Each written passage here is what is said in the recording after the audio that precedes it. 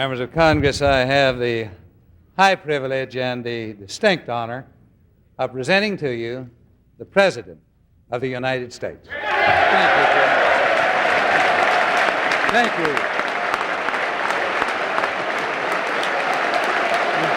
You did that. Thank you.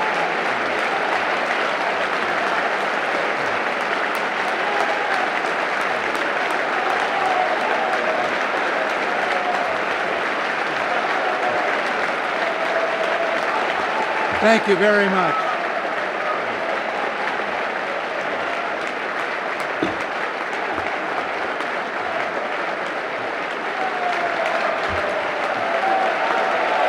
Thank you.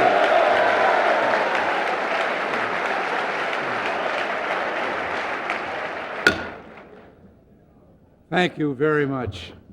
Mr. Speaker, Mr. President, distinguished members of Congress, honored guests and fellow citizens, may I congratulate all of you who are members of this historic 100th Congress of the United States of America. In this 200th anniversary year of our Constitution, you and I stand on the shoulders of giants, men whose words and deeds put wind in the sails of freedom. However, we must always remember that our Constitution is to be celebrated not for being old, but for being young. Young with the same energy, spirit, and promise that filled each eventful day in Philadelphia State House. We will be guided tonight by their acts, and we will be guided forever by their words. Now, forgive me, but I can't resist sharing a story from those historic days. Philadelphia was bursting with civic pride in the spring of 1787, and its newspapers began embellishing the arrival of the convention delegates with elaborate social classifications. Governors of states were called Excellency. Justices and chancellors had reserved for them Honorable with a capital H. For congressmen, it was Honorable with a small h. And all others were referred to as the following respectable characters. Well, for this 100th Congress, I invoke special executive powers to declare that each of you must never be titled less than honorable with a capital H.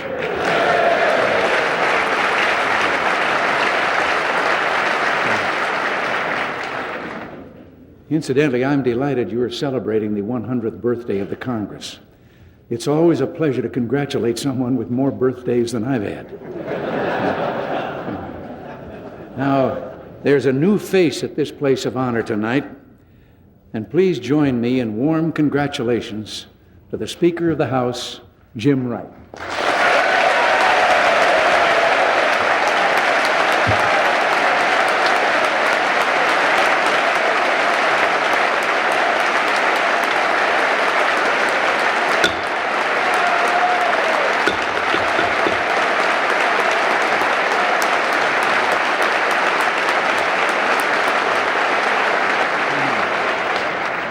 Mr. Speaker, you might recall a similar situation in your very first session of Congress 32 years ago. Then as now, the speakership had changed hands, and another great son of Texas, Sam Rayburn, Mr. Sam, sat in your chair. I cannot find better words than those used by President Eisenhower that evening. He said, "We shall have much to do together. I am sure that we will get it done, and that we shall do it in harmony and goodwill."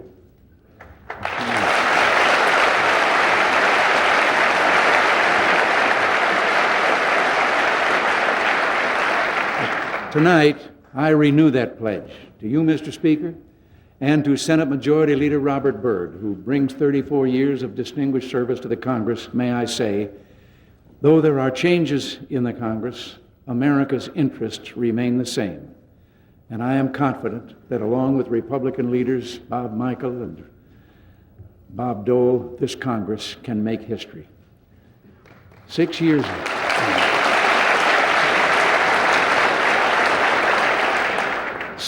ago, I was here to ask the Congress to join me in America's new beginning. Well, the results are something of which we can all be proud. Our inflation rate is now the lowest in a quarter of a century. The prime interest rate has fallen from the 21.5% the month before we took office to 7.5% today, and those rates have triggered the most housing starts in 8 years. The unemployment rate, still too high, is the lowest in nearly 7 years, and our people have created nearly 13 million new jobs. Over 61% of everyone over the age of 16, male and female, is employed, the highest percentage on record. Let's roll up our sleeves and go to work and put America's economic engine at full throttle.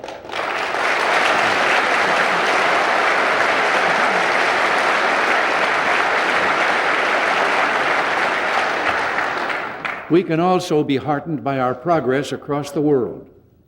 Most important, America is at peace tonight, and freedom is on the march.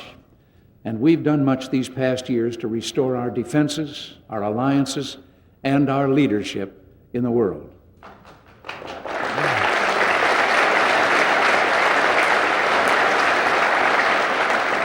Our sons and daughters in the services once again wear their uniforms with pride.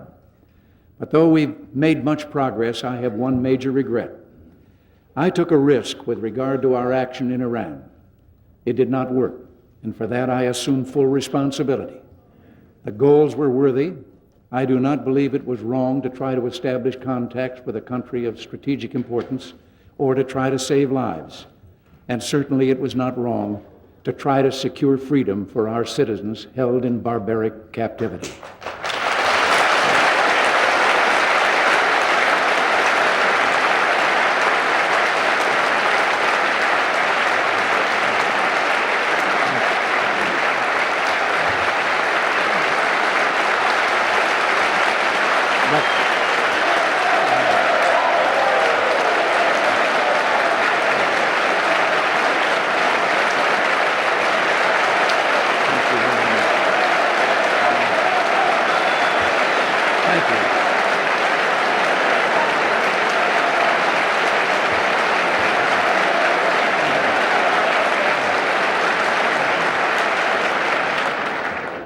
But we did not achieve what we wished, and serious mistakes were made in trying to do so. We will get to the bottom of this, and I will take whatever action is called for. But in debating the past, we must not deny ourselves the successes of the future. Let it never be said of this generation of Americans that we became so obsessed with failure that we refused to take risks that could further the cause of peace and freedom in the world.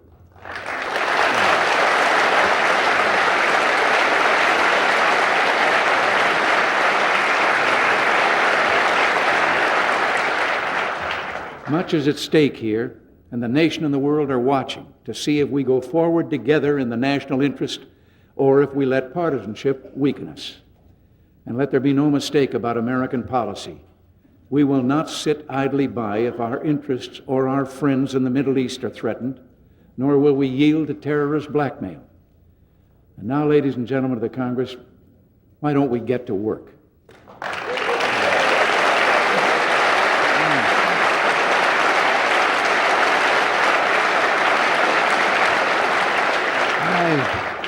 I'm pleased to report that because of our efforts to rebuild the strength of America, the world is a safer place.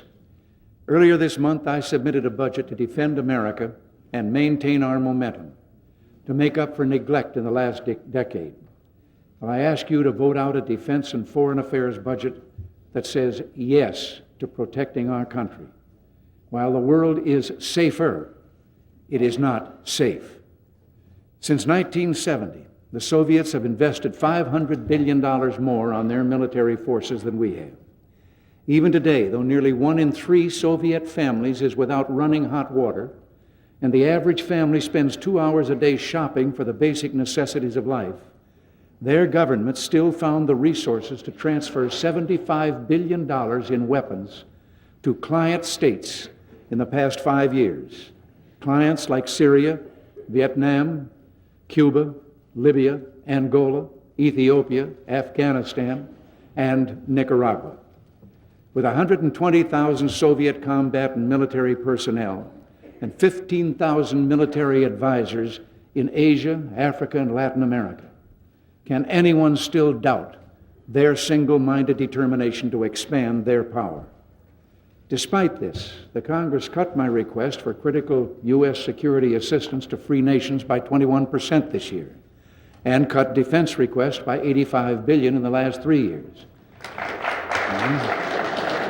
These assistance programs serve our national interests as well as mutual interests. And when the programs are devastated, American interests are harmed. My friends, it's my duty as president to say to you again tonight that there is no surer way to lose freedom than to lose our resolve.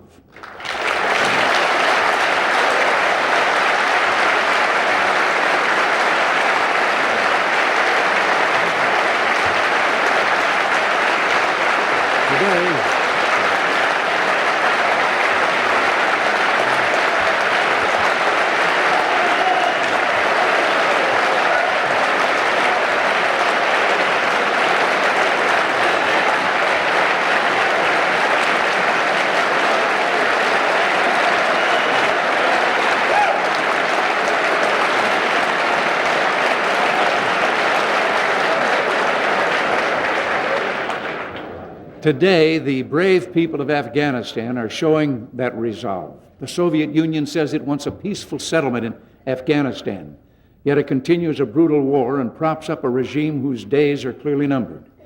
We are ready to support a political solution that guarantees the rapid withdrawal of all Soviet troops and genuine self-determination for the Afghan people. In Central America, too, the cause of freedom is being tested, and our resolve is being tested there as well. Here especially, the world is watching to see how this nation responds. Today, over 90% of the people of Latin America live in democracy. Democracy is on the march in Central and South America. Communist Nicaragua is the odd man out, suppressing the church, the press, and democratic dissent, and promoting subversion in the region. We support diplomatic efforts, but these efforts can never succeed if the Sandinistas win their war against the Nicaraguan people. Our commitment to a Western Hemisphere safe from aggression did not occur by spontaneous generation on the day that we took office. It began with the Monroe Doctrine in 1823 and continues our historic bipartisan American policy. Franklin Roosevelt said, "We are determined to do everything possible to maintain peace on this hemisphere." President Truman was very blunt. International communism seeks to crush and undermine and destroy the independence of the Americans. We cannot let that happen here. And John F. Kennedy made clear that communist domination in this hemisphere can never be negotiated.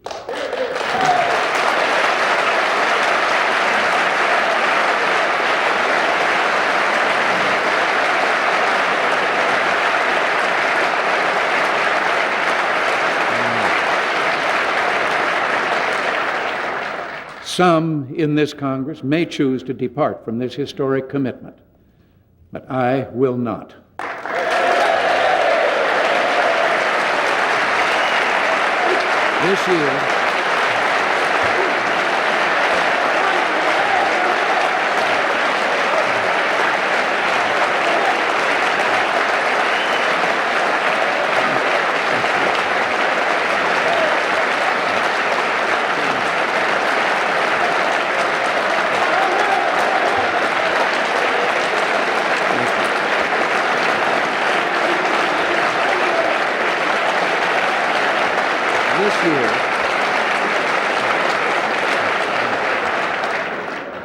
This year, we celebrate the second century of our Constitution.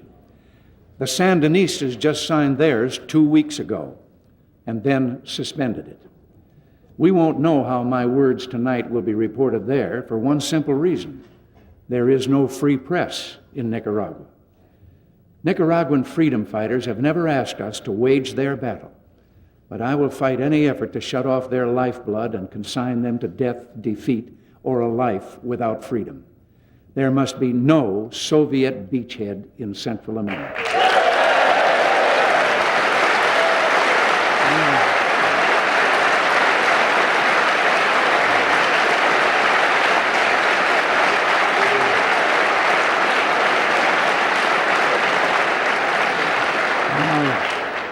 We Americans have always preferred dialogue to conflict, and so we always remain open to more constructive relations with the Soviet Union. But more responsible Soviet conduct around the world is a key element of the U.S.-Soviet agenda. Progress is also required on the other items of our agenda as well. Real respect for human rights and more open contacts between our societies and, of course, arms reduction. In Iceland last October, we had one moment of opportunity that the Soviets dashed because they sought to cripple our Strategic Defense Initiative, SDI. I wouldn't let them do it then. I won't let them do it now or in the future.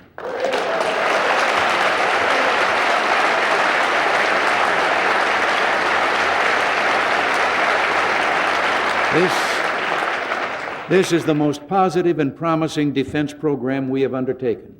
It's the path for both sides to a safer future, a system that defends human life instead of threatening it. SDI will go forward.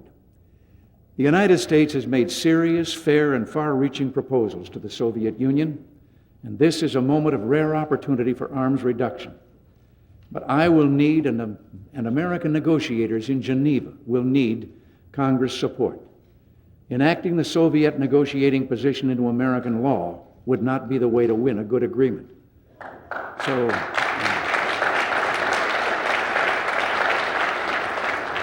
I must tell you in this Congress, I will veto any effort that undercuts our national security and our negotiating leverage.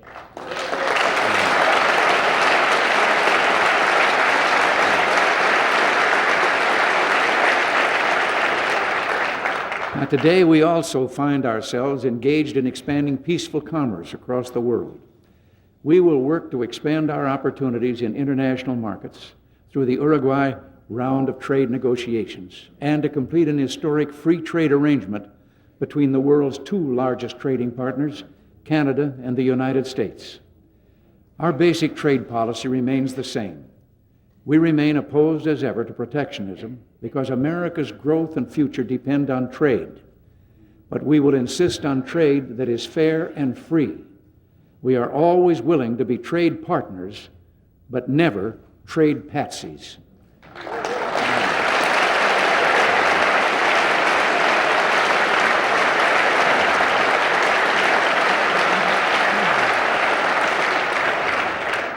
Now, from foreign borders, let us return to our own, because America in the world is only as strong as America at home. This 100th Congress has high responsibilities. I begin with a gentle reminder that many of these are simply the incomplete obligations of the past. The American people deserve to be impatient because we do not yet have the public house in order. We've had great success in restoring our economic integrity, and we've rescued our nation from the worst economic mess since the Depression. But there's more to do. For starters, the federal deficit is outrageous.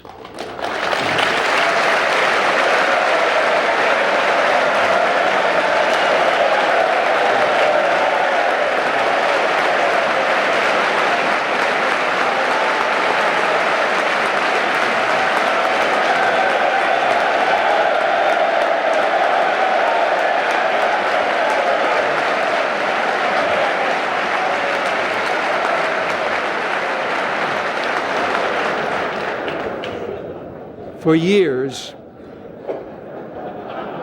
years, I've asked that we stop pushing onto our children the excesses of our government. What the Congress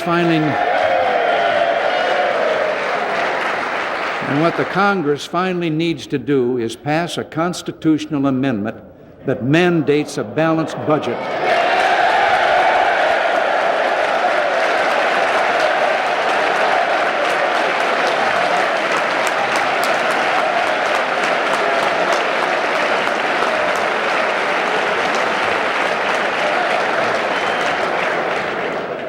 and forces government to live within its means. States, cities, and the families of America balance their budgets. Why can't we?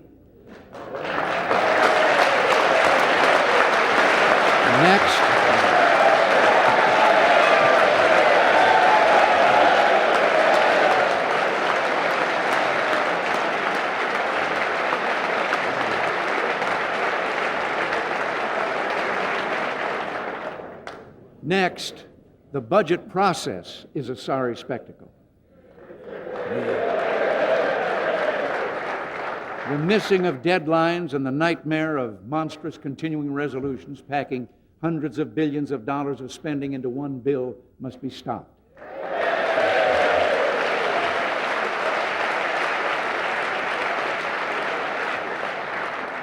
And we ask the Congress once again, give us the same tool that 43 governors have, a line item veto so we can carve out the boondoggles and clerks.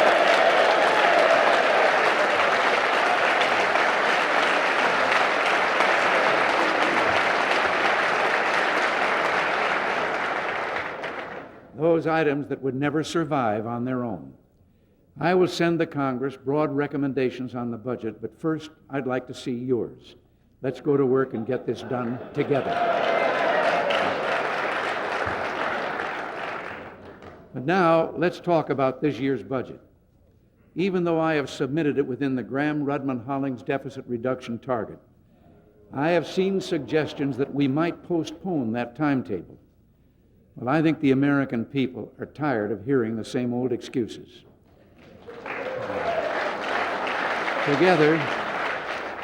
Together, we made a commitment to balance the budget. Now, let's keep it.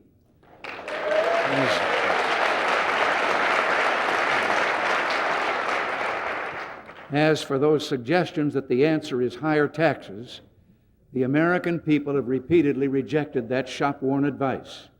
They know that we don't have deficits because people are taxed too little. We have deficits because big government spends too much.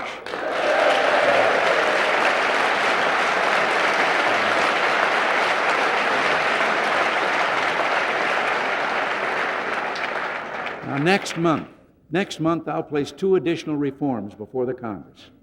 We've created a welfare monster that is a shocking indictment of our sense of priorities.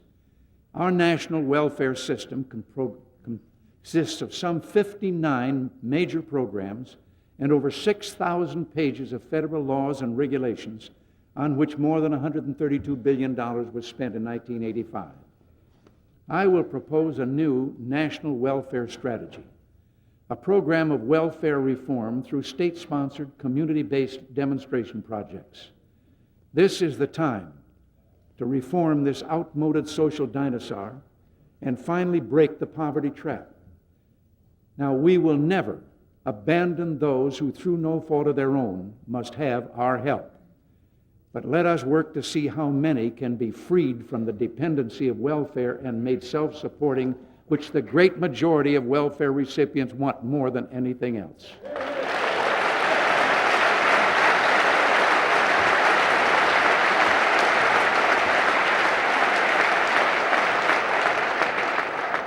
Next, let us remove a financial specter facing our older Americans. The fear of an illness so expensive that it can result in having to make an intolerable choice between bankruptcy and death. I will submit legislation shortly to help free the elderly from the fear of catastrophic illness.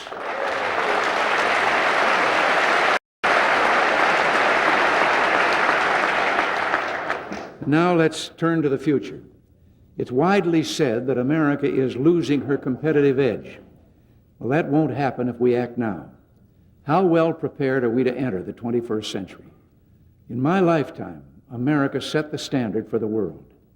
It is now time to determine that we should enter the next century having achieved a level of excellence unsurpassed in history.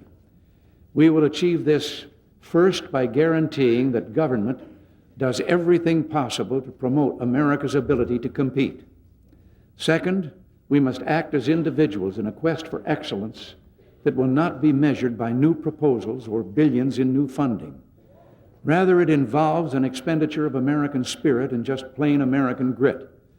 The Congress will soon receive my comprehensive proposals to enhance our competitiveness, including new science and technology centers and strong new funding for basic research.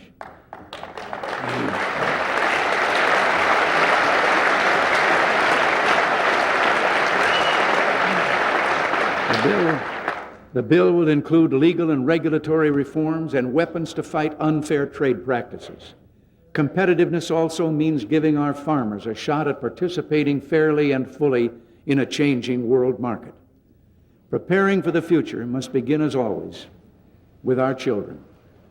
We need to set for them new and more rigorous goals. We must demand more of ourselves and our children by raising literacy levels dramatically by the year 2000. Our children should master the basic concepts of math and science. And let's insist that students not leave high school until they have studied and understood the basic documents of our national heritage.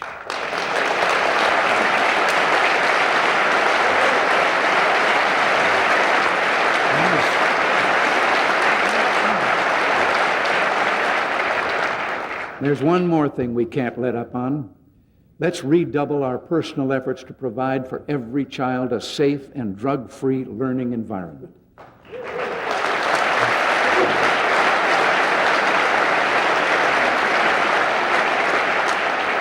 If our crusade against drugs succeeds with our children, we will defeat that scourge all over the country.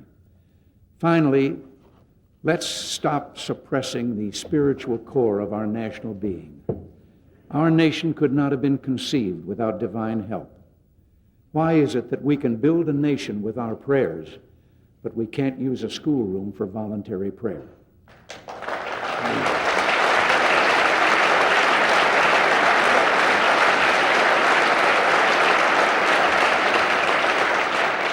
The 100th Congress of the United States should be remembered as the one that ended the expulsion of God from America's classrooms.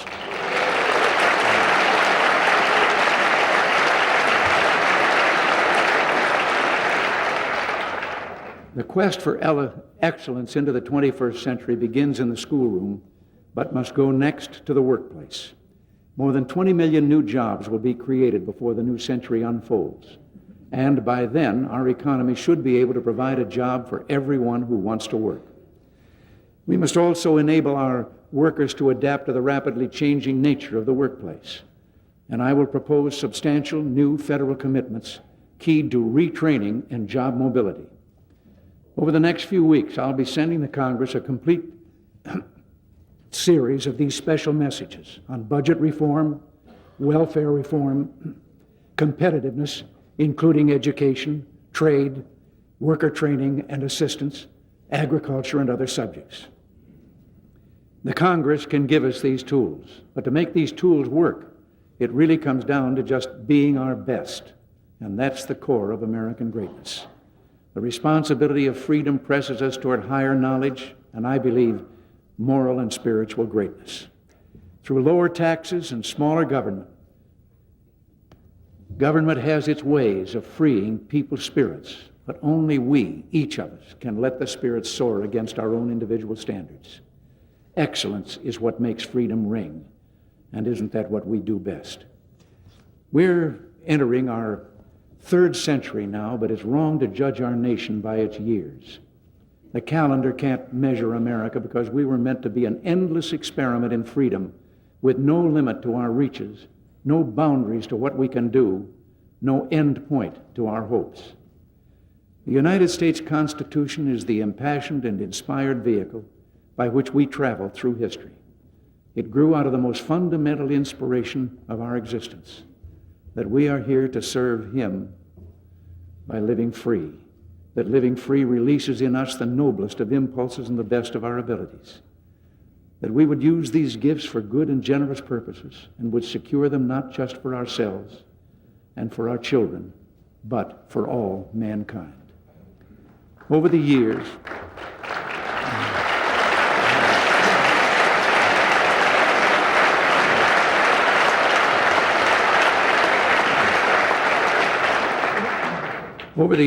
and I won't count if you don't, Nothing has been so heartwarming to me as speaking to America's young, and the little ones especially, so fresh-faced and so eager to know. Well, from time to time, I've been with them, they will ask about our Constitution.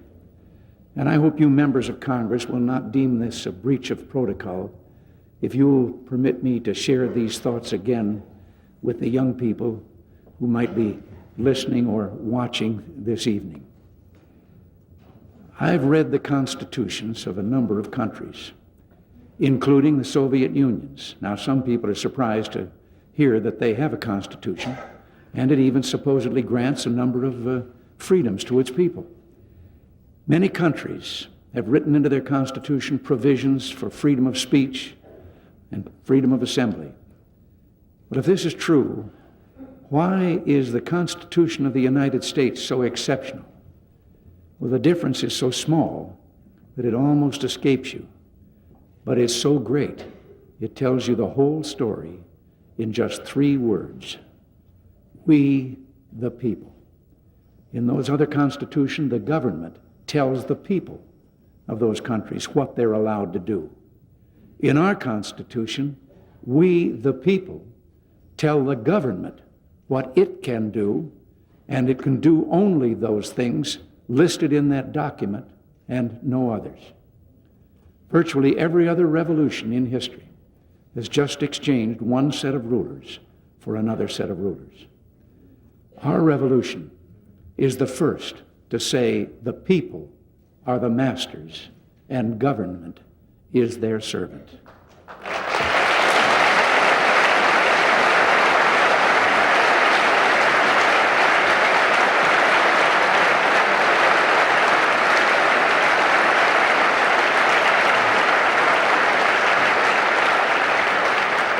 And you young people out there, don't ever forget that. Someday you could be in this room, but wherever you are, America is depending on you to reach your highest and be your best, because here in America, we the people are in charge. Just